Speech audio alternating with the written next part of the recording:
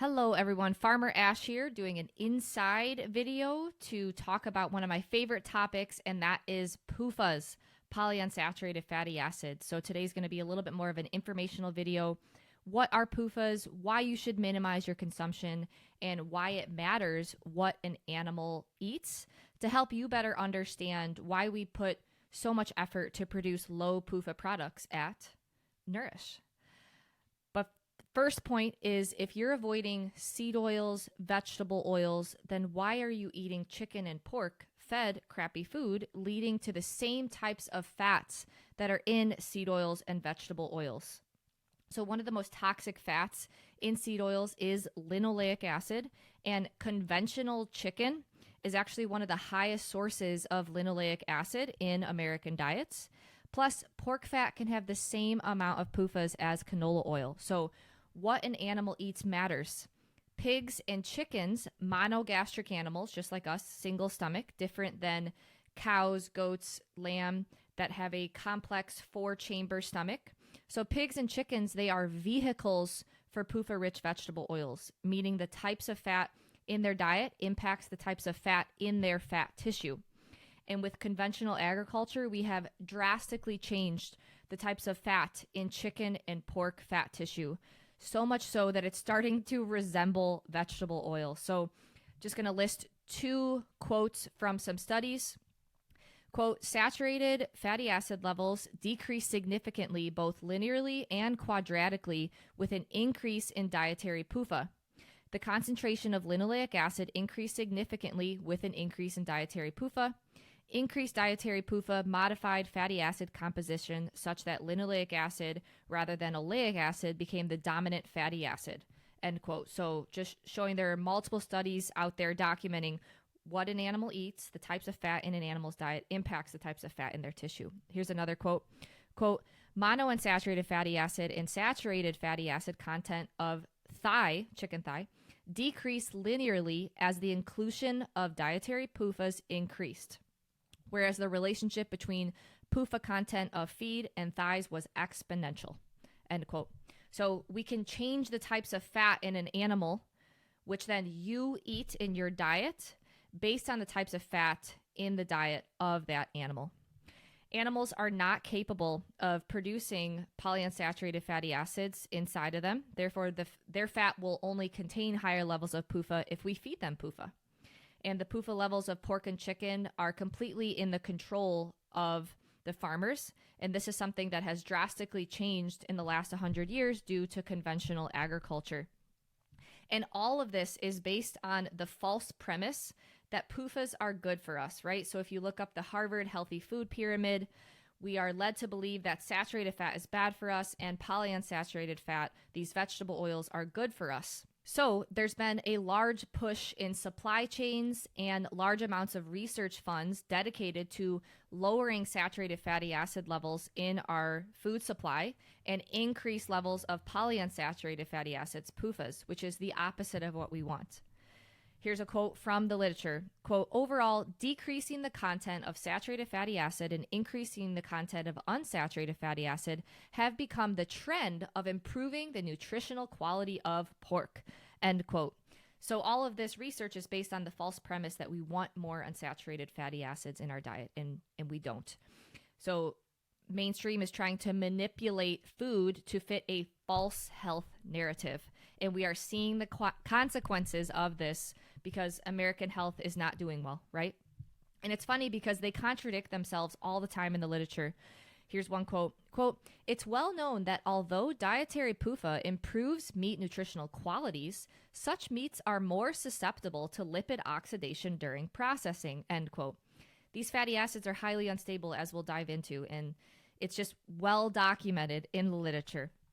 So the types of fat in conventional chicken and pork is just one of the problems with conventional agriculture. In addition to them being stuffed into buildings, not having any sun exposure, they're heavily vaccinated and medicated, and they're really not able to practice their natural instincts because they're in a barn as opposed to living outside.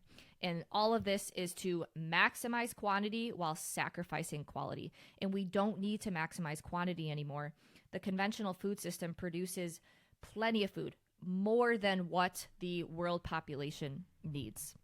So now let's briefly cover what PUFAs are and why there are health problems with a higher PUFA diet. So first, fats are a group of chemical compounds that contain fatty acids. And these are the building blocks of the fat in our bodies and in the food that we eat.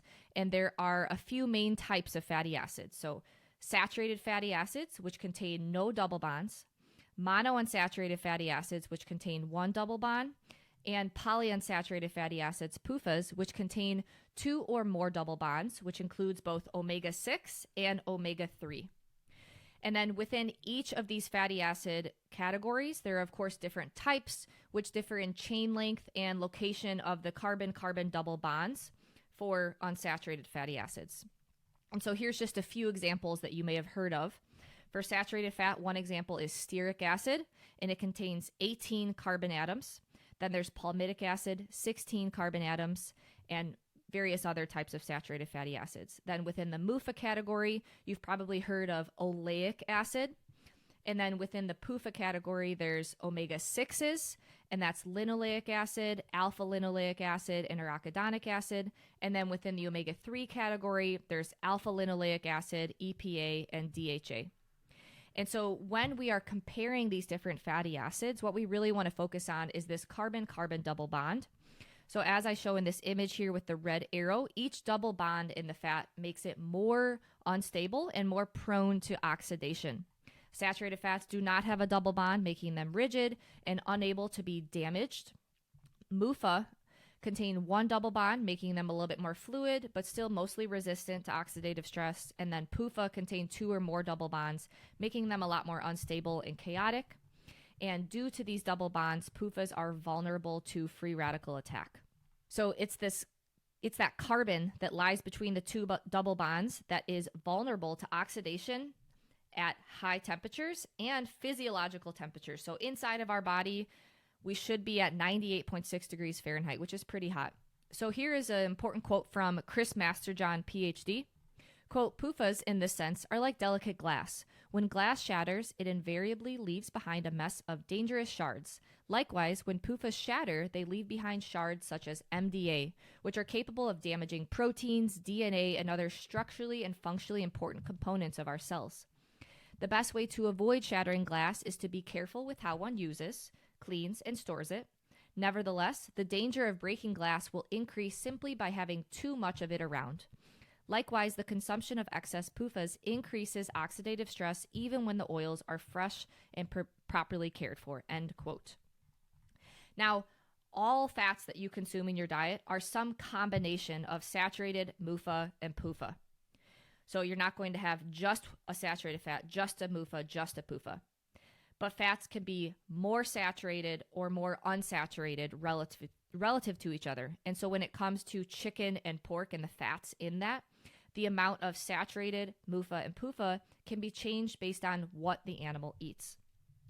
So a great way to understand the effect of PUFAs before we dive into the health consequences is to review how PUFAs are used in nature. We can learn a lot from Mother Nature, right? Turns out that hibernating animals consume high levels of PUFAs before hibernation in order to slow their metabolic rate.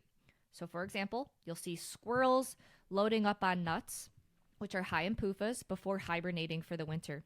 So here's a quote from the torpor hibernation literature. Quote, polyunsaturated fatty acids, PUFAs, can have strong effects on hibernation and daily torpor in mammals. High dietary PUFA contents were found to increase proneness for torpor, decrease body temperatures, prolong torpor bout duration, and attenuate hibernation mass loss, end quote. So no, humans are not hibernating animals. However, we're seeing this trend with an increase in PUFAs in our diet. We're seeing a reduction in our body temperature, which is a sign that our metabolic rate is declining. So do you want to hibernate? No, because that will mean you're not living your best life. You're not thriving. So now let's dive into just 10 of the health consequences with high PUFA diets. First, it's important to realize that the types of fat that you consume makes up your cellular structures inside of you. And the half-life of fats is close to 2 to 4 years. Estimates differ. but that means that it can take up to 2 years to really improve the fatty acid profile inside of you. And when you have a lot of PUFAs inside of you, that gets incorporated into cellular structures, and that can make your cells very fluid, leaky, and unstable. Being too fluid impairs proper cellular function, and that can increase permeability and leakiness, letting things we do not want get inside the cell, like water leaking from a bucket with a lot of extra holes. You, of course, want some permeability, and we're never going to be completely devoid of unsaturated fats. That's not the goal. But the goal is to eat traditionally so that the body can be formed how we used to be made up. We have not only changed the types of fat in animals due to what changing their diets, human body fat composition has also changed over the last 100 years, and that's because the types of fat that you eat makes up the types of fat inside of you. So we don't want too much unsaturated fats inside of us that can allow electron leakage and large size particles like calcium to get inside of cells, just interfering with how we were designed, right? All right, number 2, unstable fatty acids like PUFAs can cause a lot of damage, and that's due to the presence of those double bonds. Those are very susceptible to lipid oxidation. So PUFA breakdown products, as a result of oxidation, cause a lot of damage in the body, and cellular damage interferes with and reduces energy production. So think of cars driving down the highway and there's a car crash, right? That's kind of like the lipid oxidation event. And then there's debris everywhere, right? And that the debris from the crash can go on and further cause more damage. And that can happen inside of us as well. So we don't want to increase levels of lipid oxidation because that's just going to cause damage. And when you have damage in your structures, all those tissues, organ systems, they can't function properly, right?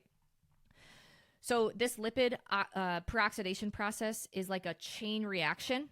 Think of like dominoes falling, right? That produces multiple breakdown molecules like MDA, 4-HNE, and then those react with other lipids and just amplify the damage effect of lipid peroxidation.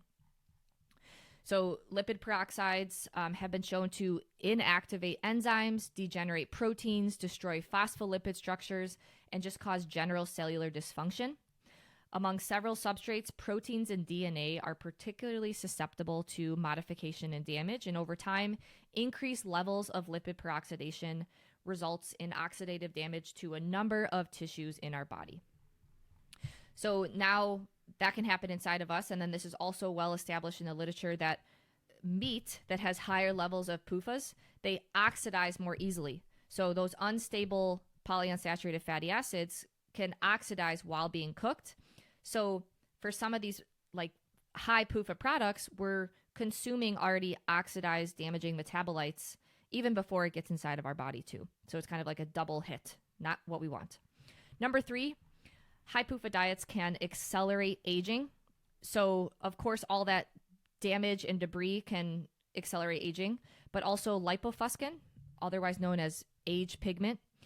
Cellular debris derived from lipid peroxides by free radical-induced oxidative stress, and it's defined in the literature as like a, quote, yellowish-brown autofluorescent lipid-containing pigment that accumulates in the cytoplasm of cells during aging. So it can be seen on the skin as like yellow-brown pigment, but this also occurs inside of our bodies as well. And as lipid peroxidation increases, so does the formation of lipofuscin.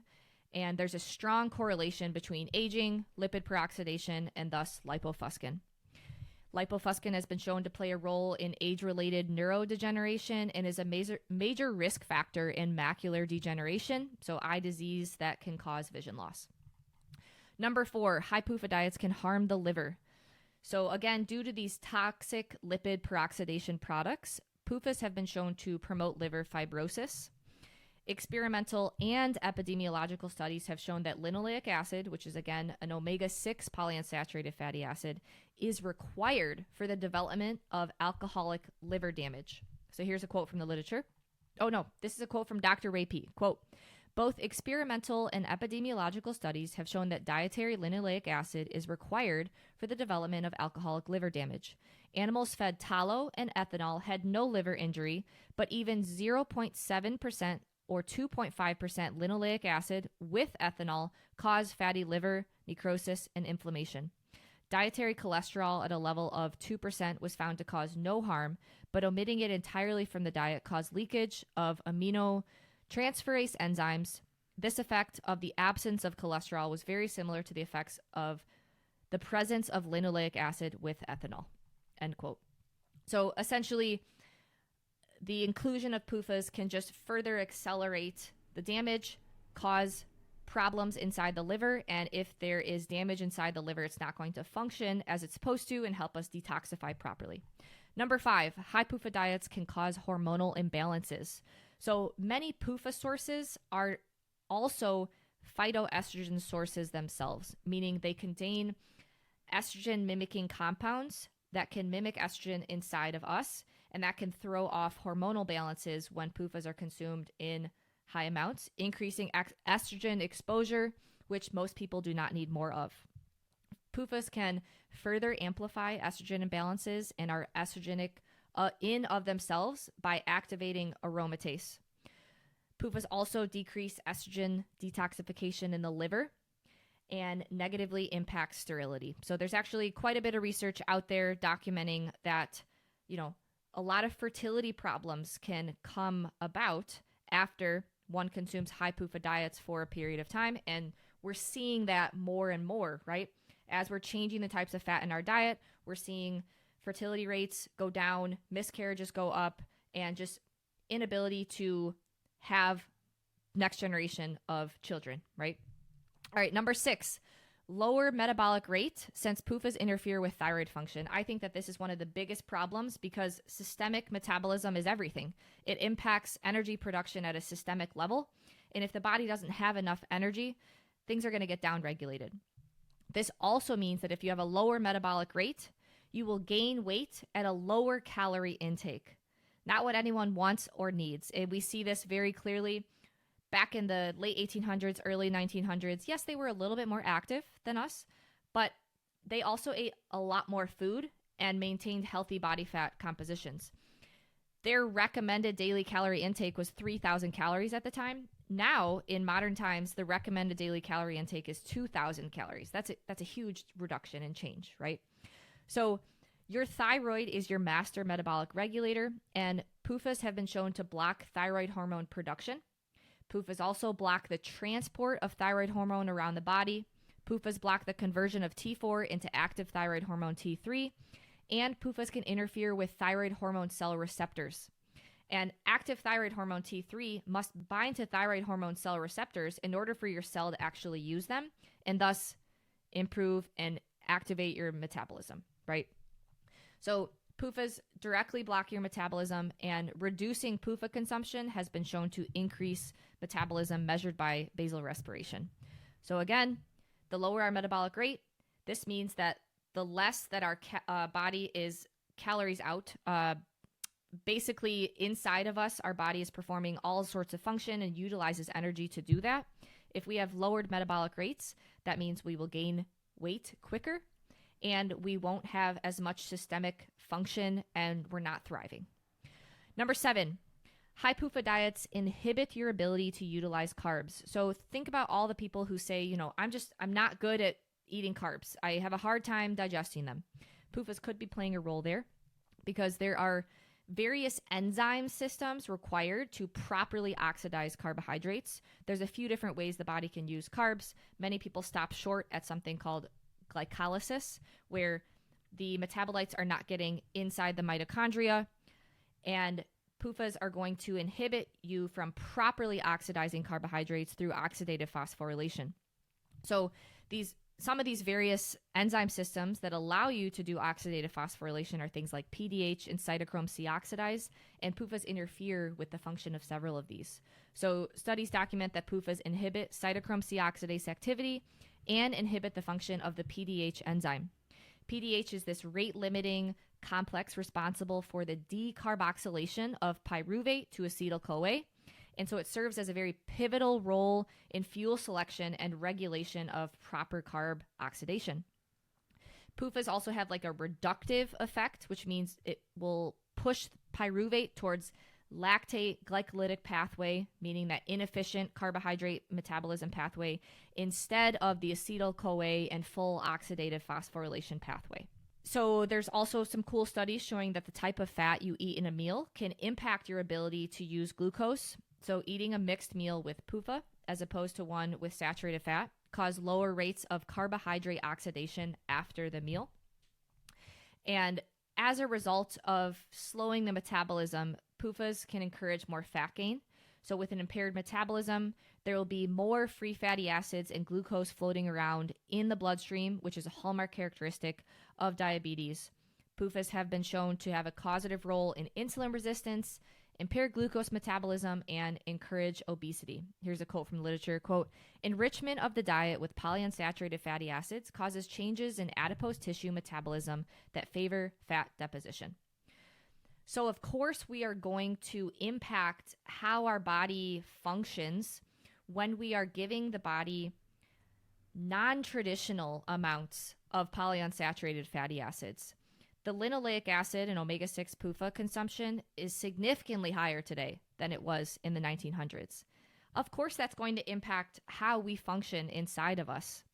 We can't expect the body to function properly when given unnatural amounts of a type of food, so a type of fatty acid that we really weren't designed to consume in high levels. And we're seeing the consequences of changing the types of fat in our diet today. All right, number 8. I think that this is a really cool, not cool. It's very unfortunate, but I wish that this was discussed more in mainstream. But higher PUFA diets can increase inflammation and gut leakiness. Think of how many people are dealing with gut problems these days, right? So along your gut are things called tight junctions, and these play an important role in your intestinal barrier function. Impaired integrity can increase systemic inflammation because there's things coming out of the gut that shouldn't be coming out, things coming inside. The barrier function is not functioning properly. So PUFAs can increase the permeability of tight junctions. This is not what we want. In one study, the diet rich in omega-6 PUFA resulted in increased host inflammation, oxidative stress, and gut barrier dysfunction. In another study, dietary linoleic acid and omega-6 PUFA was associated with a significant increase in ulcerative colitis and inflammatory bowel disease.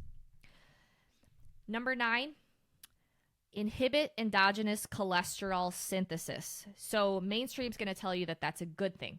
And many people don't realize that our body produces cholesterol inside of us. It's not just coming from our diet. Well, PUFAs will lower the amount that cholesterol is synthesized inside of us. Cholesterol gets a lot of bad press, but it does play an important role in the human body. Many people blame it on the development of plaque development, but that's like equivalent to blaming firemen for starting the fire. You, of course, don't want super high levels of cholesterol. That is a sign of being hypothyroid. But you also don't want super low cholesterol, which is what mainstream seems to be promoting. The lower, the better. There's actually plenty of research now showing that a more moderate cholesterol level has the best longevity metrics. And also, cholesterol has been shown to be protective. So we don't need to have super high levels. That can definitely put us at risk and is a sign of something just is off, right? Hypothyroid. But we also don't want to push cholesterol as low as possible because cholesterol serves a role in the body. Anything that suppresses your cholesterol synthesis has been shown to increase your risk for cancer. So for example, statins are major carcinogens and are linked to diseases like ALS and other muscular dystrophies. And number 10, higher PUFA diets can suppress the immune system. So PUFAs alone have been shown to lower circulating LDL cholesterol, which we just discussed, and they've been shown to reduce systemic inflammation, one of their biggest selling points. But there's more to the picture. They do so by, quote, this is from the literature, quote, inhibiting the action of the immune cells, reducing markers of inflammation absent addressing the cause, end quote. PUFAs are immunosuppressive, which is very different than being immunosupportive. This is such common knowledge in some areas of medicine that there are several established products on the medical market based on a combination of linoleic acid and linolenic acid that are given to organ transplant patients so that the body doesn't negatively react to the organ transplant coming in. So here's a quote from Dr. Ray P. Quote, "Vegetable oil is recognized as a drug for knocking out the immune system. Vegetable oil emulsions were used to nourish cancer patients, but it was discovered that the unsaturated oils were suppressing their immune systems. The same products in which vegetable oil is emulsified with water for intravenous injection are now marketed specifically for the purpose of suppressing immunity in patients who have had organ transplants. Using the oils in foods has the same harmful effect on the immune system. Unsaturated fats directly kill white blood cells." And he lists the research papers in his articles. So that's just 10 of the consequences. And haters, PUFA lovers will say that there's so much research showing that seed oils are good for us.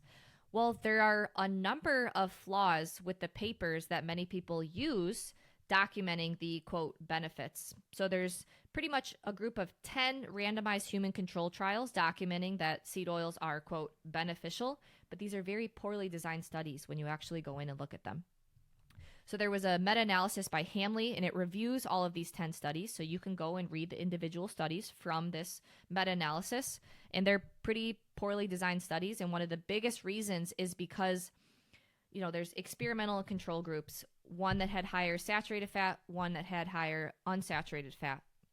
Well, the group that was eating more unsaturated fats, they were also instructed to not eat trans fats. Well, they conveniently forgot to tell the group eating saturated fats to not eat trans fat. So those that ate saturated fat in a number of these studies also ate more trans fats. And it is well documented how bad trans fats are for us, right? So here's a quote from this meta-analysis. "In some of the diet heart trials, only the experimental group, the high omega-6 PUFA group, received advice to avoid major sources of industrial trans fatty acids." That may throw a wrench or change the results a little bit, right? So then there's another study that is most widely used to document how PUFAs are beneficial, but what isn't talked about is that all of the results from this study weren't published in this paper. The results were hidden for about 16 years, and eventually someone named Christopher Ramsden found the full results, the full picture, and published the real results that actually followed the subjects for long term. And he showed, hey, actually, nope, replacing saturated fats with polyunsaturated fats, PUFAs, didn't improve cardiovascular outcomes. That wasn't the case. Oops.